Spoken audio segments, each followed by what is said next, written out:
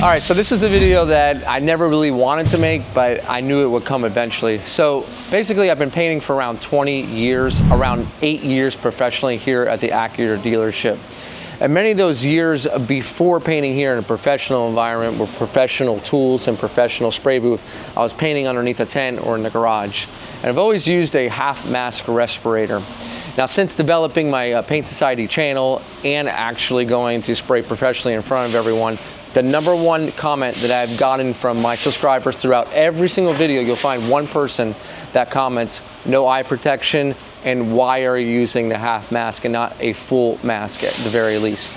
And I've always kind of sloughed it off until now. And for the past few years, it's almost like I'm taking Excedrin every other day, it seems. Now, I'd have headaches before painting. We can't say that it's because of that reason, but it's definitely not helping. My eyes are deteriorating as well, and they're staying dry and itchy, and it can't be anything good. I went into the doctors, and basically at this point, the doctor did an evaluation. I'm in good health, but they're saying if you want to continue painting, you're not going to be able to unless you get proper ventilation.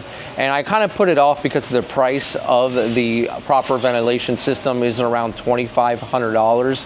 And that was a lot for me to spend. And this is not a sponsored video by any means, but it was time for me to do what I needed to do to continue to paint and to be healthier and to give my family what they deserve, a long-lasting dad. So I finally took the plunge and I bought the 3M Versaflo, the TR800.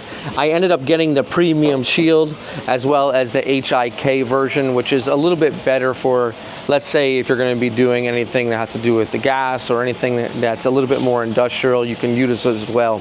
I might end up actually changing the filter to the painter's filter, but this one is doing really well in the booth.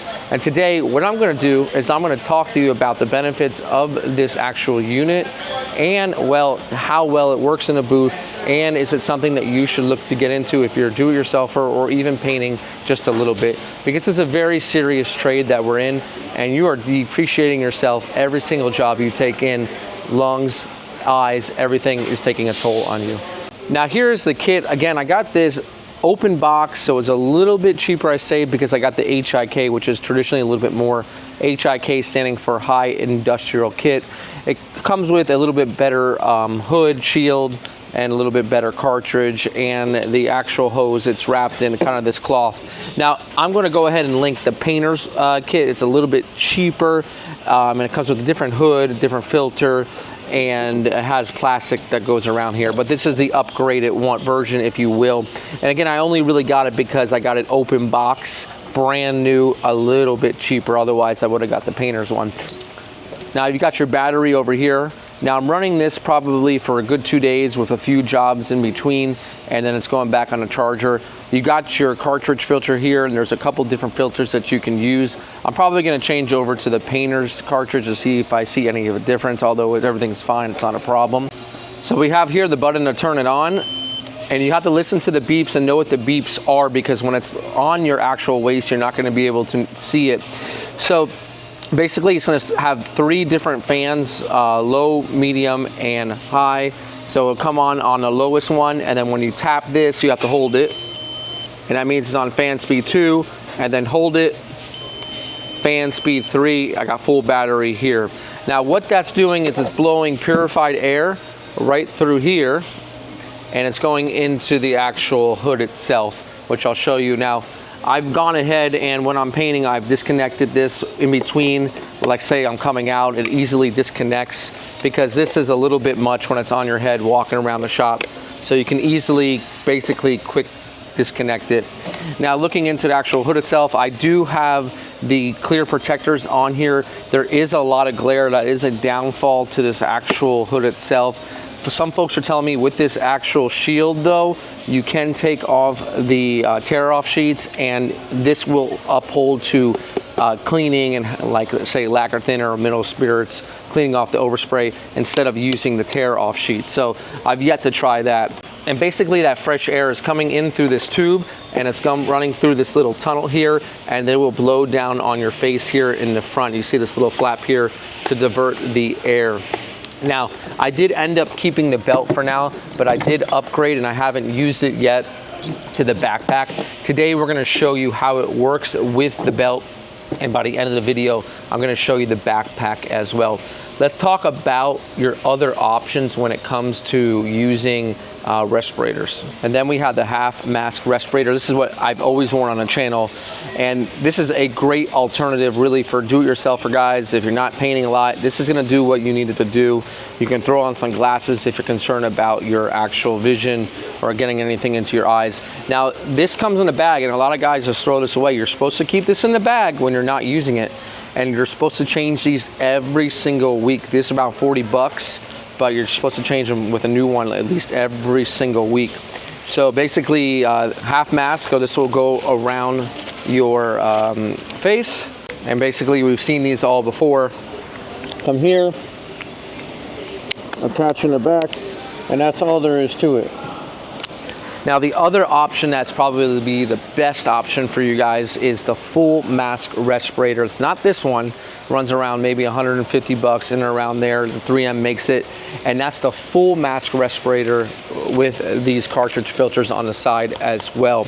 And what that will do is protect your face and protect your lungs as well. The reason why I don't wear those is because it gets super hot in the booth and there's not ventilation coming through there, and wearing those day in and day out, it's too much for me. So that's why I wanted to go with the ventilated system here, the 3M Versaflo, to get that air moving through the mask itself. You feel a lot more freer in that. So those are your 3 different alternative options to use depending on basically what type of painting you're doing. But anyone that's painting professionally, you need to go ahead and most likely spend the money if your jobber's not gonna pick it up for you, and go ahead and get one of these bad boys. Now let's show you how it works and how we put it on. The only weird thing is getting this big guy on here. It can sometimes be a little bit funny when you're in the booth, only because now you have more of a footprint in the booth. So if you have things behind you, you're gonna take up a little bit more real estate. So you gotta be conscious of where you're at. Now this thing, I put it on pretty tight. Otherwise, it's gonna be a little top heavy and start to kind of buckle down a little bit in the back. And then this is a little bit annoying since now I've used basically a small amount of belt. This is the leftover, so you can either cut this or kind of hang it off to the side. So then we have our hose right in here, and basically it's this simple. We connect it to the back. It's a quick connect, and on the back here it's got a knob that you can move and adjust. So we put it here. I can adjust that tight.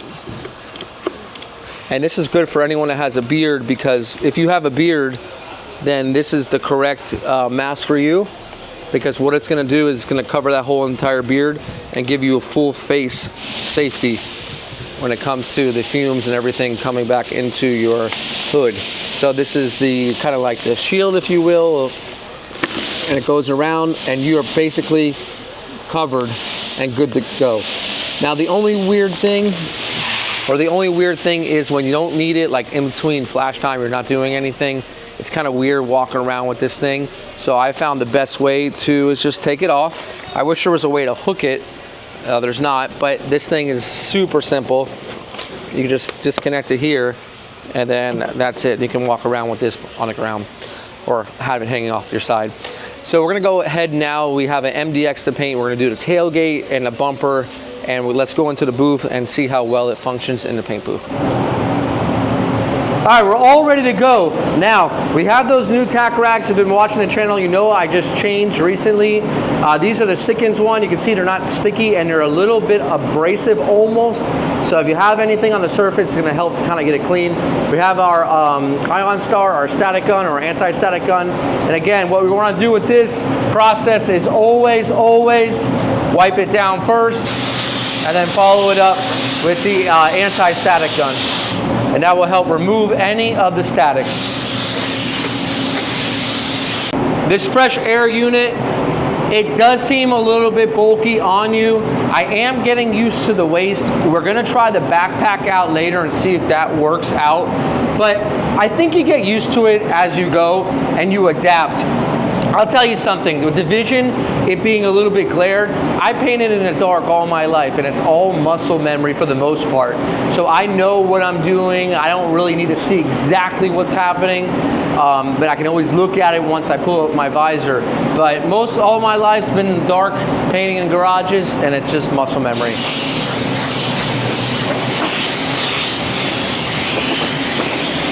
And if you're watching some of my videos, I don't want to confuse you. Some of you are asking, when do I use sealer? Why can't I just use clear base on this?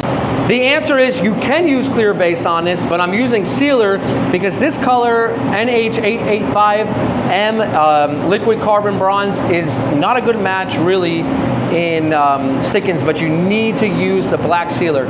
We're not even using a Acura color designed by Sikkens. We're using a Range Rover color that Mario found that works exceptionally well. It matches exceptionally well, but it needs the black base or the black sealer. So that's why we're sealing it in black first, because if not, it wouldn't match. Now, we're going to be doing the whole entire thing. It's not needed to do the whole thing if we're just blending in this area, but since we're doing the whole bumper cover, we want all of our edges to match and it looks seamless when looking at it from the back of the vehicle. We're using our DV1 around 16 PSI. When you use this actually for base as well. It's a good overall gun for both base and sealer.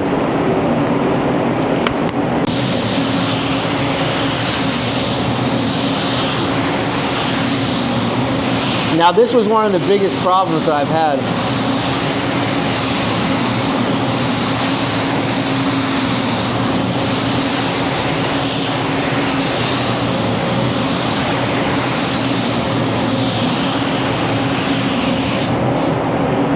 Wow.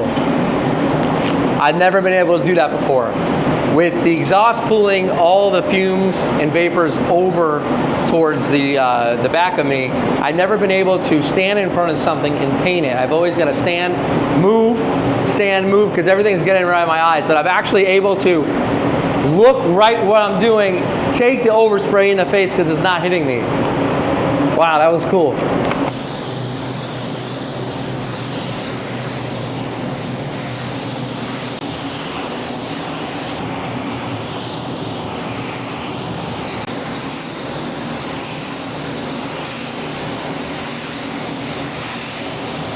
All right, we're all covered, so we'll give this 15 minutes. So I'm not gonna need this hood. So I'm gonna come here, reach around, hold it, turn it off, hear that beep, I'm good. I'm gonna take this here, just disconnect it, and now I can kind of do something in the shop, and I'll have this holding over my head at the moment. All right, we're 15 minutes later. You see how that flashed off really nice?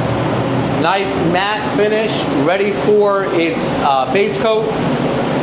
We got the same color here, so we're gonna go ahead and we're gonna put on our base. We're gonna apply about 2.5 coats. That half coat can be from a little bit more of a distance. I think it should be covered in 2, but that half coat will make sure that, hey, we don't have any metallic modeling or anything like that. So we'll spray it on medium wet. We'll see how she looks, and then we'll continue from there. We'll again use a DV1 around 16 PSI. And again, between every coat, you paid a lot of money for it, why not use it?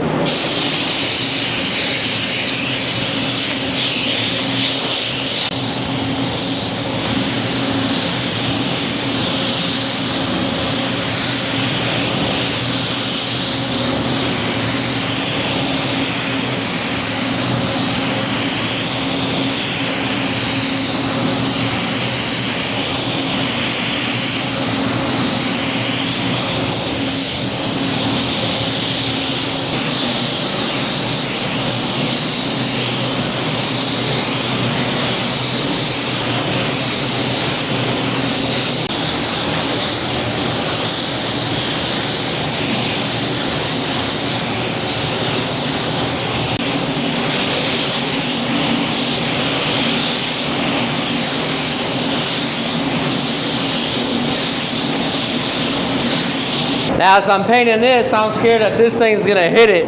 I think we'll look back in a few years and see how the transformation of these systems come and how bulky they might seem now and how much better they're gonna end up getting.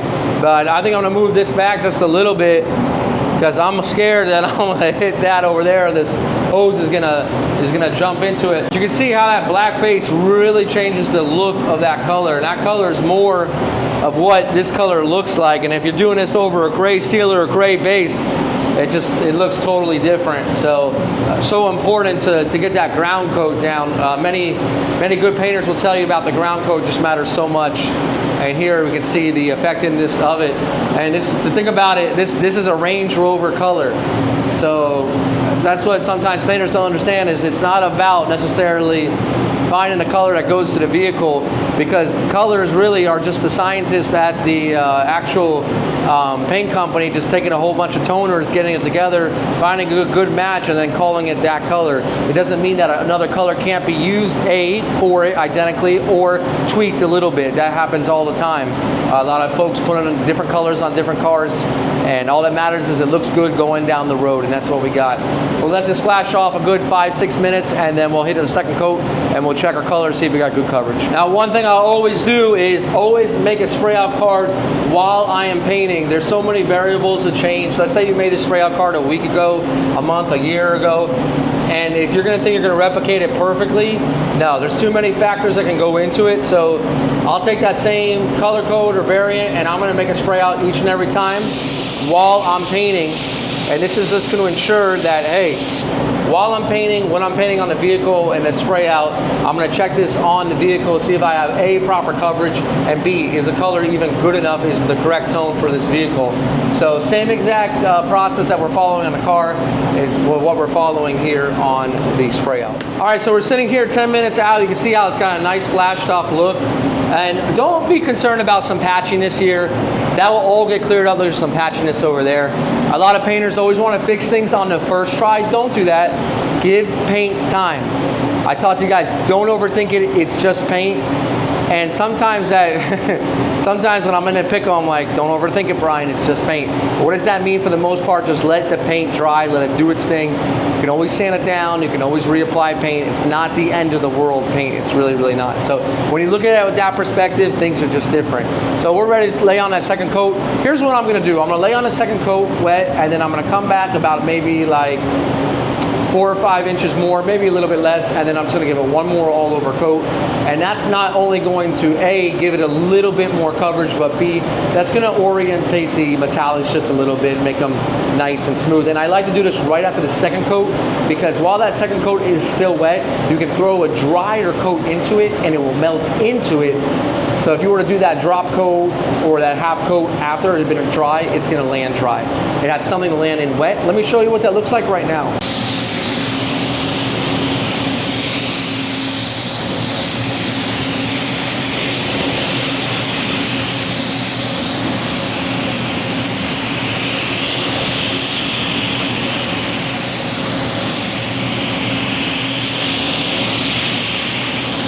Now the drop coat.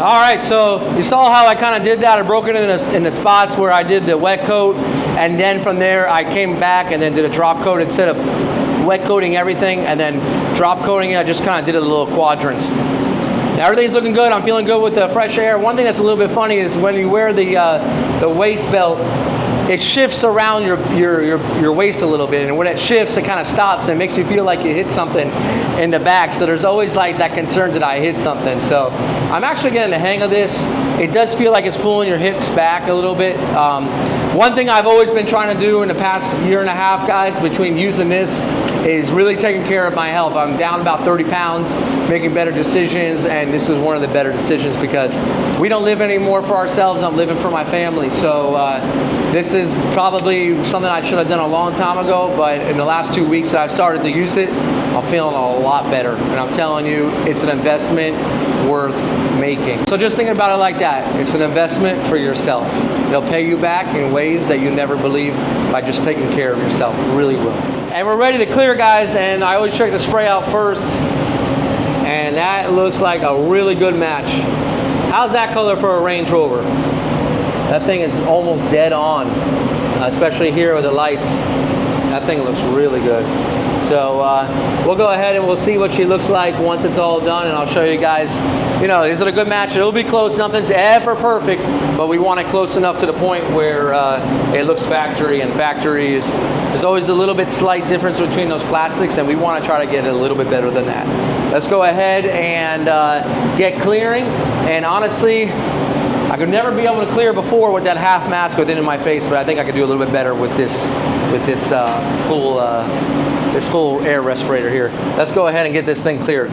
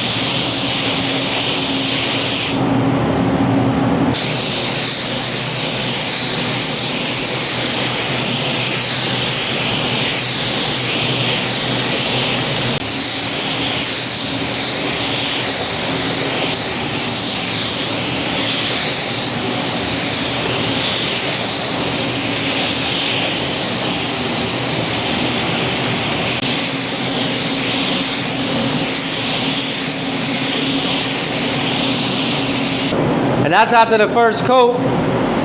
I can really get into the paint now. I've never been able to get into it and that close and look at it and see what I'm doing. I always gotta spray, step back. Spray, step back. I don't gotta do that. That's awesome. I love that. I love that. This thing looks great. I'm not gonna bore you with the second coat. It's gonna be the first, same as the first, but this thing looking good. Sensors look great. One thing I am experiencing, and since this is the HIK, the heavy industrial kit, maybe the filter is not meant 100% for paint booth application. So I'm going to change the filter out to the painter's application unit, because there's a slight burn in the face mask on my eyes. Slight.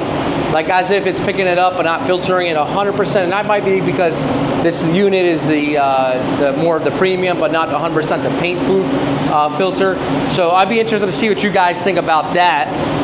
But I'm going to change it anyway. And I think they're about 130, they're a little bit cheaper than the HIK filter. But I'm going to change that out and see how that goes. But it's a learning curve getting used to it. I've already gotten used to the glare. And there's the tear-off sheets that I bought. They're over here. And I've taken off the tear-off sheet, because some people say that with this shield you can just clean it. I've taken off the tear-off sheet, and there's like really no big difference between the glare for me, honestly. Like I said, I've been painting in the dark for years. It's just muscle memory. That thing looks good. So we're gonna go ahead. I'm gonna slap this on the second coat. But let's go ahead and show you that backpack situation and see if that's any better. And then we'll get this all together and check it out. And I told you guys earlier in the video that we're gonna talk about the backpack option, and I wanna see if it's a better option. Now 3M makes it, some folks like it, some folks don't. I'm a little bit concerned about reaching around to the back to be able to hit the buttons with it. So we'll go ahead and get this thing set up, but basically this is meant for the TR800. And it's got the same hooks to fit in the actual battery and that filter as well. I'm starting to get used to this, to be honest with you, but maybe it's a little bit better. You see how easy that just slides right off? So that makes it super simple. And this one will slide up in just the same way. Put it on here, and then it's actually got a strap on the other side just to kind of hold it in like so. And that's it. And you can still change the battery easy. You only need to take it out when you need to change the filter. All right, so we got everything all together. We've got one strap not on and the other we have already connected. So this makes things a little bit easier. Go ahead and grab that. Connect this here. You can actually connect it in two locations actually. So we're gonna try with a tire one right now. We'll see how that works and you can adjust it. And then you got this stomach strap or chest strap. Snap that into here. And I can tell right off the bat, this thing is super light, it's easier, it feels much better. Here's the issue I noticed right away. You cannot reach to turn it on or off. I can't. And I like to turn it on or off to kind of connect the battery or disconnect the battery when I'm not using it, or turn it off, the fan up or down. I can't reach it. So if you have a solution to that, let me know. But that's a downfall so far. But you've got your connection here, you got connection here, and you got two ways to adjust it. And then you have that adjustment here if you want it to hang a little bit lower. Certainly for me, I don't know yet what's gonna work best for me. This kind of feels like it's choking me a little bit because it's slouching down. But again, you can make that adjustment here as well. So other than that, and then trying to reach to the back, that's kind of the issue I'm having, because I just can't reach to it anywhere. And I like to turn it off or on or higher the speed in between to save the battery, and that's just not happening. So the jury's out. We'll see what works better or what doesn't based off the next two videos that I'm putting out, but I definitely like the feel of this. It doesn't even feel heavy at all, so that's a good look right there. So anyways, we're gonna go ahead and get this thing all dried up. We'll come back, we'll get it all assembled, we'll check it out. Guys, don't take your health irresponsibly like I did for the last few years. It's really made a big difference. Just a couple of weeks of using this on my eyes and my headaches so far, I'm seeing a big difference. And I'm excited to go back to the doctor and basically give a new health checkup and see how I'm doing, so I can keep on making these videos, keep on painting and doing what I love. Guys, this is Brian from Paint Society reminding you, don't overthink it. It's just paint. I'll see you guys on the next episode.